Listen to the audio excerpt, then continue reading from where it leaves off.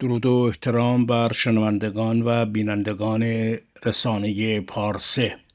امروز یک سخنرانی از شاهزاده رضا پهلوی پخش میکنم که همه رو متحیر و بسیار اعجاب انگیز بود. این سخنرانی که حتی خبرنگاران خارجی هم اذعان نمودند که این شاهزاده آینده ایران رو تضمین و شکوفا خواهد کرد.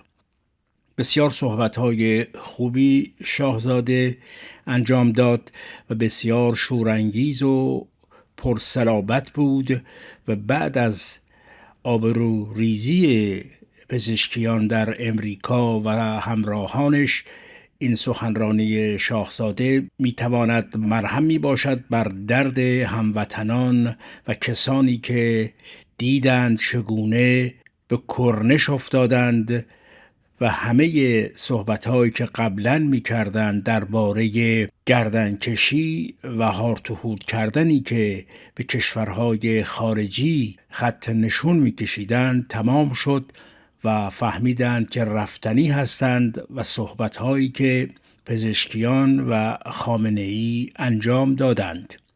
حالا به صحبت‌های شاهزاده رضا پهلوی توجه کنید، البته با زیرنویس فارسی است.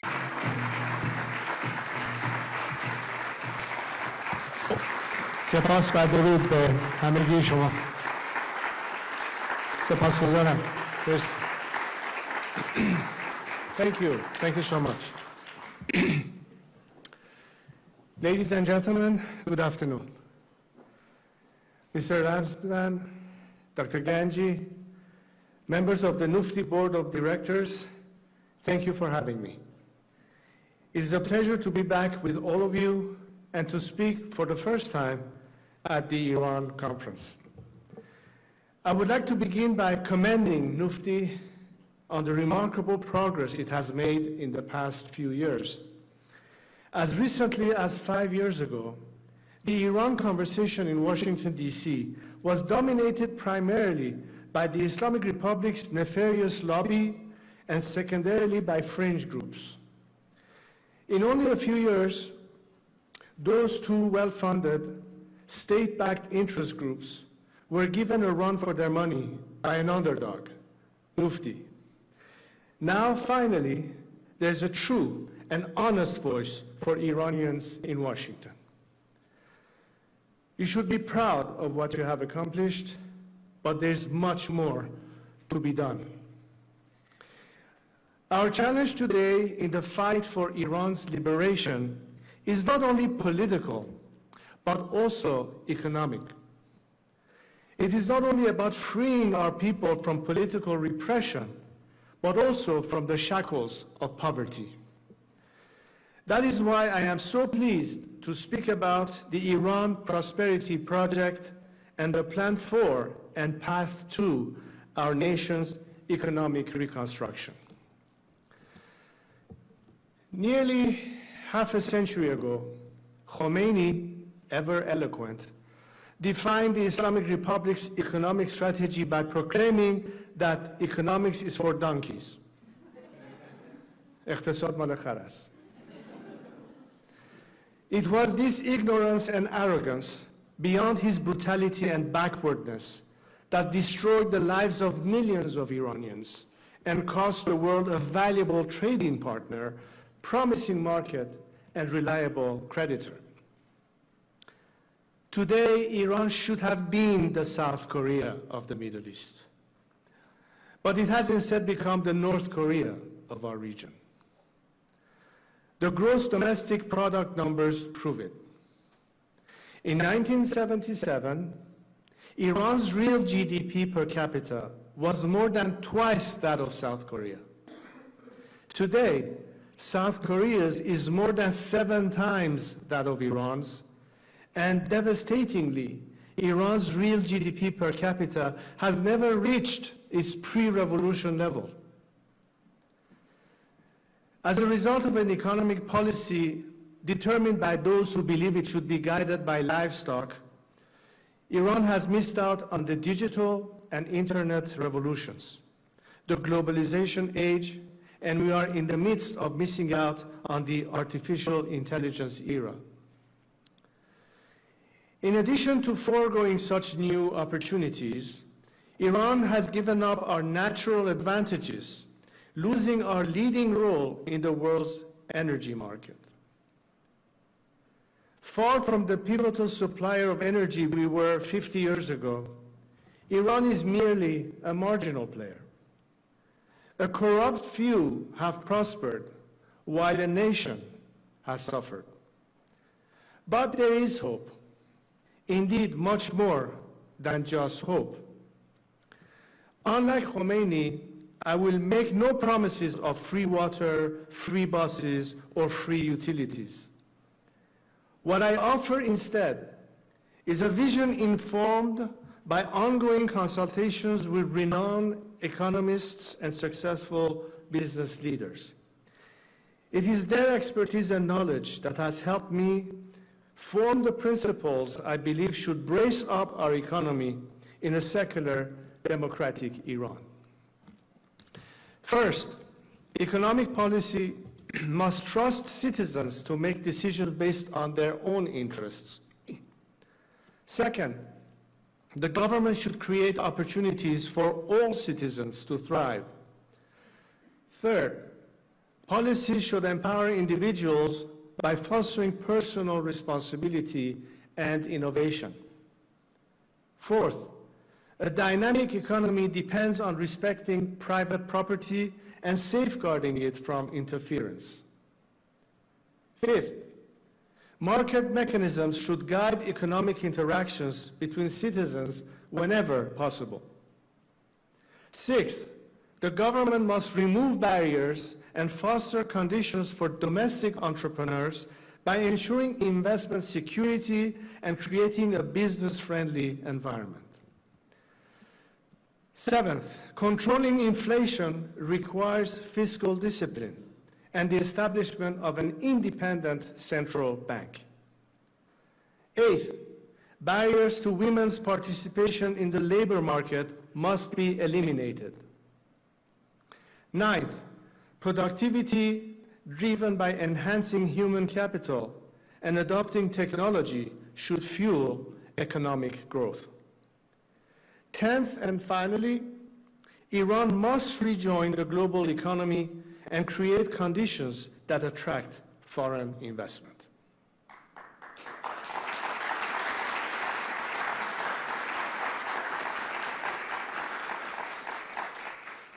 There are existing international protocols, organizations, and fora that provides the framework for Iran to immediately and effectively re-enter the global marketplace, including the Financial Action Task Force, the International Budget Partnership, the International Labor Organization, the Multilateral Investment Guarantee Agency, and the Stockholm Arbitration Institution.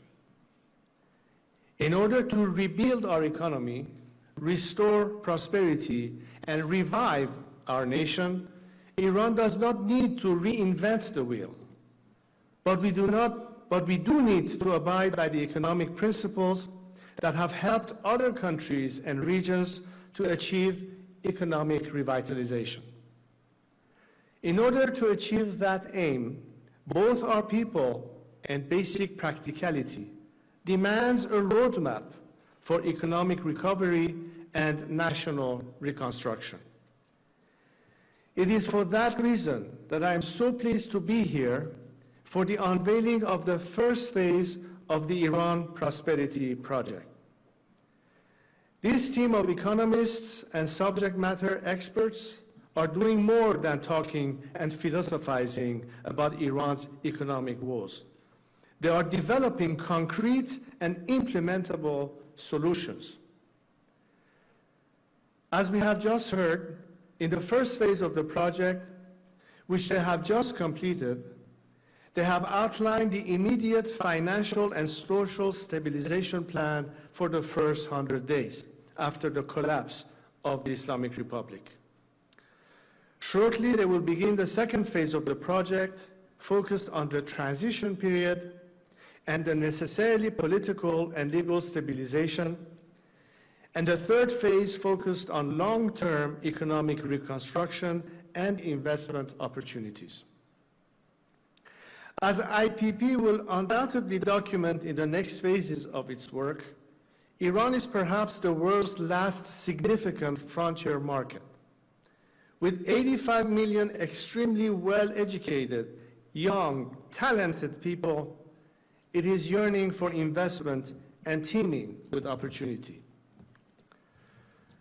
Around the world and in all sectors, it is Iranians who are running some of today's greatest and most innovative companies. And these are not mere standouts.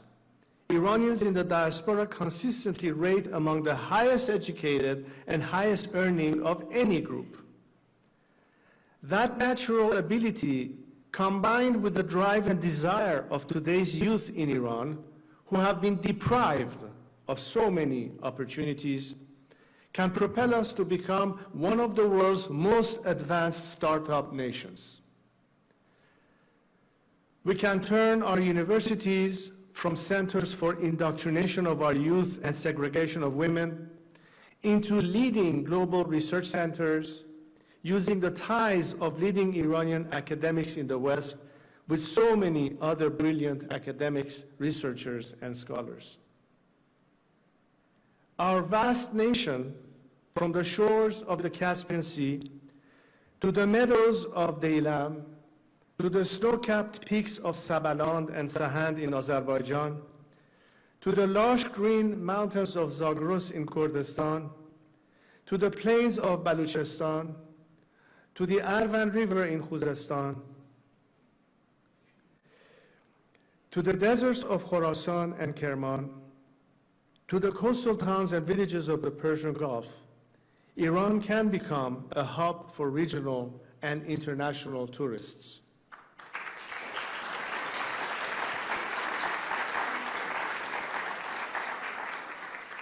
Of course, we need not turn our back on oil, natural gas, and petroleum industries. But instead of using it to fund terror, death, and destruction across the region, we can use it to invest in our people, rebuild our nation, and diversify our economy for the long term. Iran's greatest untapped resource isn't oil. It's the talent and drive of its people. And all of our people must be able to thrive.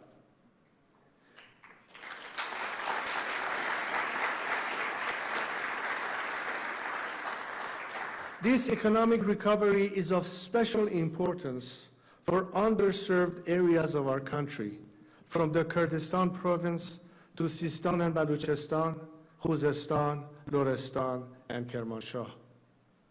These provinces and the Iranians who call them home have for 45 years been denied the most fundamental economic opportunities.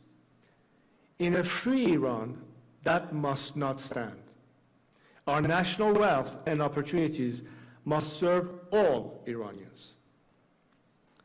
Furthermore, disasters like the recent coal mine explosion at Tabas that killed at least 50 workers are all too frequent in Iran. Workers risk their lives on a daily basis, and yet they are denied the fundamental and basic dignity that their critical work demands and their efforts have earned. The reforms outlined in this project would prevent such crimes against Iranian workers. The necessity of this economic reconstruction is not just a matter of welfare for our citizens. It is a matter of security for our nation and stability for the region. It has been proven time and time again that governments that cannot provide the framework and opportunities for their citizens to thrive and prosper have been unable to sustain their democracies and their security. The plan being developed by IPP and our path to economic reconstruction are quite literally safeguards for the democracy we are striving to build. This my friends, is the opportunity the future holds, both for Iranians and for the outside world. But first, the Islamic Republic must go. For in the past 2 decades, Iran has seen no measurable economic growth. This is simply not sustainable. That is why this plan and roadmap are so critical. As I said last week in my address at the IAC National Summit, we seek partnership with the world. That partnership is not limited just to the political realm. Iran, when given the chance, will seek to again be a partner for investment, trade, and commerce. This is the path ahead of us. This is how we can rebuild our nation and renew our ties with the world. Not through the tired old drivel that Khamenei's henchman, Mr. Pezeshkian, has been sent to New York this week to deliver. Iran is not only ready for fundamental change, Iranians are risking their lives to bring it about.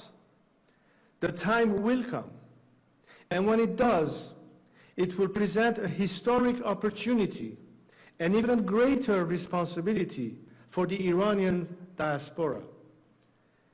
It is them, those of you gathered here today, that I would like to address in closing. In the aftermath of the Second World War and the Axis powers' destruction of Europe, the United States launched a Marshall Plan to rebuild the continent. Iran, too, after the destruction the Islamic Republic has wrought, will need a Marshall Plan. The fall of the Islamic Republic is not the end, but the beginning of Iran's renaissance. This is what I, along with experts and business leaders, am planning for and working to bring to fruition when the transition happens. Be it for Iranians inside the country, the diaspora, or global investors, after nearly 5 decades, Iran will be open for business again. This is a project not just to bring down the Islamic Republic. It is a project to build up Iran. Soon, we will be able to rebuild our great nation together. Thank you. Thank you very much.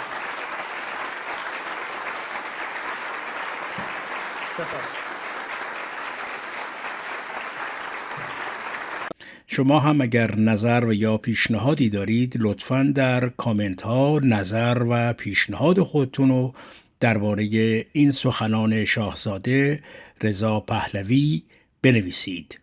بدرود.